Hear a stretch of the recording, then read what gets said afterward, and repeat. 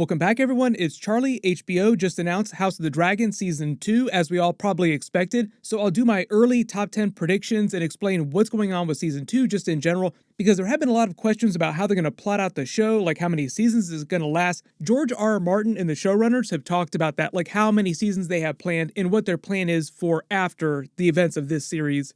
I'm in the middle of doing episode videos for House of the Dragon, and yes, of course, I will do episode videos for however many other spin-offs and prequel shows they do. Like, I'll be 90 years old someday doing videos for like the 20th Game of Thrones prequel series. But careful for spoilers for everything that's happened on the show so far. So starting with number 10, House of the Dragon Season 2 will begin probably with the assault of Harrenhal. What they might wind up doing is ending Season 1 with like the Black Council, because we see a version of that in the trailer. That actually could be from one of like the last episodes. Is sort of like the tipping point when the actual fighting starts to begin in the Dance of the Dragon Civil War, like when the actual battles really do begin. The cool thing about the assault on Harrenhal and a lot of the other battles, like pretty much all the major engagements during the actual Dance of the Dragons, become really dark parallels for big fights that happened during Aegon's conquest, and there were a lot of Easter eggs for Game of Thrones during Episode 1. The same thing continues throughout the rest of the series and all the different events, so like there'll be Easter eggs for stuff that happens way later in the timeline as well. Speaking of which, number 9, more of the characters will probably find out about Aegon's prophecy of A Song of Ice and Fire. There's already been a lot of people wondering if there's going to eventually be more of a direct connection with what's happening at the Wall in the events of the Dance of the Dragons, but that remains to be seen.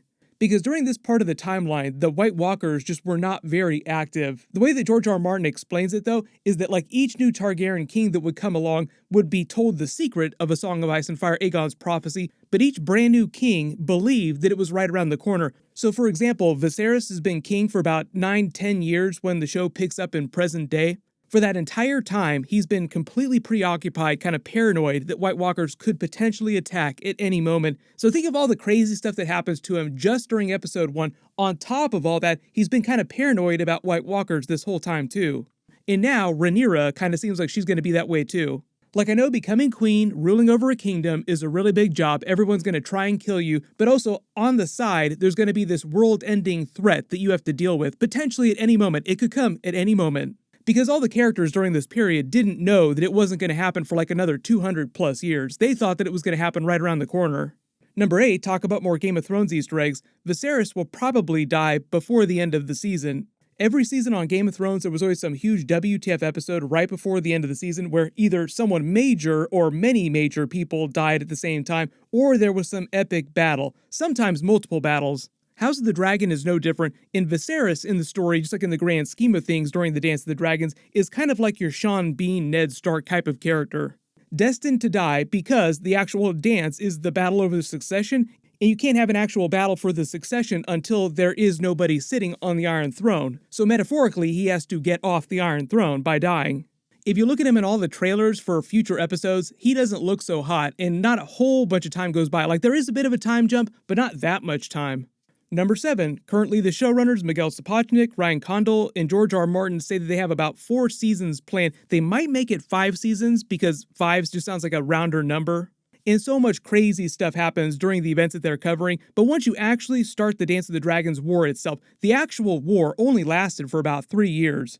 So it would be like Season 2 is year 1 of the war, Season 3 is year 2, and Season 4 is the last year of the war. And if they want to do 5 seasons, all they really need to do is just avoid speed running the really important parts of the story and give each of the major characters more time to develop their characters. Everybody having flashbacks to Game of Thrones Season 8 where Daenerys goes from like normal to crazy within like 2 or 3 episodes. Like, wait a minute, what happened? Why'd you speed run so much? We need like 8 more episodes to explain how she gets to this place. Also, you have the idea, the actual aftermath of the Dance of the Dragons. Like, just because the actual battles, like the major battles had ended, didn't mean the actual war was over. There was still a lot of stuff that happened after that. Number 6, in the trailer, you see a group of young children later in the timeline. 2 of them with white hair, those are twin girls. They're Daemon's twin daughters, Baela and Rhaena, with an older version of Laena Targaryen. And the 2 brunettes are Rhaenyra's children with Laenor Velaryon, Jacaerys and Lucerys. And that's during Season 1 we're talking about. And because of the time jumps, during Season 2, we'll probably see the older versions of the characters and their dragons, because all of them, all 4 of them here, become dragon riders. Number 5, speaking of dragons, there are 17 total that they said they'd feature during the entire series. We'll probably see most of the rest of them by the end of Season 2. Maybe not like every single one, but most of the rest of them. Later on in the timeline, some of them are like brand new hatchlings during the Dance of the Dragons, so they're super tiny. In hand with that, number 4, we'll also meet most, if not all, the dragon seeds in Season 2 that were part of the Dance of the Dragons.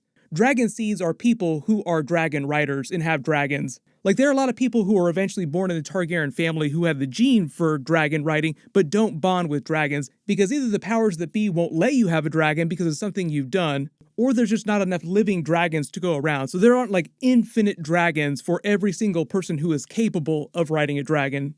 And remember, this is meant to be a Targaryen civil war with dragons fighting dragons in the air, so not all the dragons are going to survive. So eventually, the available pool of dragons to potentially bond with just gets smaller and smaller. Number 3, we'll probably see an older version of Rhaenyra be married to Daemon Targaryen. Like, when they meet in episode 1, Daemon is about 12 years older than her, and she's very young, so like they're not together. He just really cares about her, but they try to let you know that there's just like this weird thing that the two of them have between them, like you're just kind of waiting for them to actually get together at some point. But currently, when the show begins, he is married to Rhea Royce, and his brother, the king, is very much alive, Rhaenyra's father, and he absolutely hates the idea of Daemon ever being with his daughter. So there's just a lot of roadblocks that have to get out of the way before the two of them actually get together for real. A lot of you have also asked, like, why doesn't younger Rhaenyra here just get married to Daemon if they do a lot of sister wiving in their family? Like, if it's a normal thing, why don't they just get married right now? Remember, first, Daemon is already married, but also Daemon's brother, her father, hates the idea. But I think later in the trailer where you see him attack Daemon with the Valyrian dagger, the cat's paws dagger, I think he's learned that Daemon has secretly married to her, but that's like way later in the timeline. But like during other scenes where you see them bond their blood here, that is Rhaenyra and Daemon getting married. Like, we saw that in the very first teaser, so you know eventually they will get married, but it doesn't happen until way later. So if we saw it in the first teaser for Season 1, that means it's going to happen during Season 1. They'll enter Season 2 probably having been married for a good long while. And they'll probably have at least 2 of their children. Number 2, just talking about the actual premiere, because they're not going to start filming Season 2 till early fall, they probably won't be ready to air the episodes until like early 2024. They are going to start filming soon, so they could always rush things, but they either air Season 2 at the very end of 2023 next year, or they just wait like a couple more months and drop Season 2 Episode 1 in April and go back to the old spring schedule the Game of Thrones episodes used to be on. So I think that's more likely right now. They might do something special next year, but I don't expect them to release Season 2 next year. I will be doing bonus videos in the off-season, and if we see anything cool while they're filming or they reveal any details about the premiere, I will include those in my bonus videos. In number 1, I think they'll probably try to end Season 2 on like the biggest WTF moment they can without speedrunning the plot, so that probably will either be the Civil War in the Riverlands, like there are a couple really big battles, and they also have the deaths of a couple really important people and some really epic backstabbing that goes on, like shocking Red Wedding level backstabbing. Or they could do that as like a Season 2 Episode 8 or Episode 9, and then the finale would be like the aftermath of that. They've done that in previous Game of Thrones seasons before, where like your craziest events happen just a couple episodes before the finale. And what they said that they're going to do, because they only have like 4 or 5 seasons planned, they have their ending in sight already. They know exactly how they're going to end the show, whatever the final season winds up being.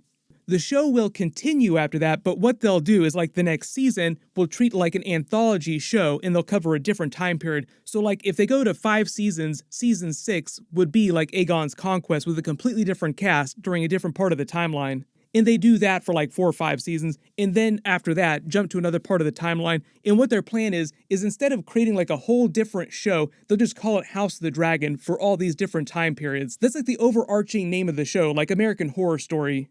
Westerosi Horror Story, Aegon's Conquest. So the actual show could go for like 12 plus seasons, like they could go as long as they want, just jumping around in the timeline, doing it anthology style. There are at least like 7 other spin-offs and prequels that they have in the works right now, so not all of them will be House of the Dragon shows. It is always possible that they have a second show running at the same time that House of the Dragon is running in future seasons, but I think for right now, they just have plans to do one show at a time. What'll happen, because we're pretty early in the show right now when I'm posting this video, when the actual finale airs in several weeks, we've seen the whole show, I'll do a much more detailed predictions video for Season 2, like I used to do for each season of Game of Thrones. My full House of the Dragon Episode 2 video will post later tonight, just like normal. Be sure to enable alerts for my channel so you don't miss it. Everyone click here for my Episode 2 trailer video, and click here for my full House of the Dragon Episode 1 video. Thank you so much for watching, everyone stay safe, and I'll see you guys in the next one.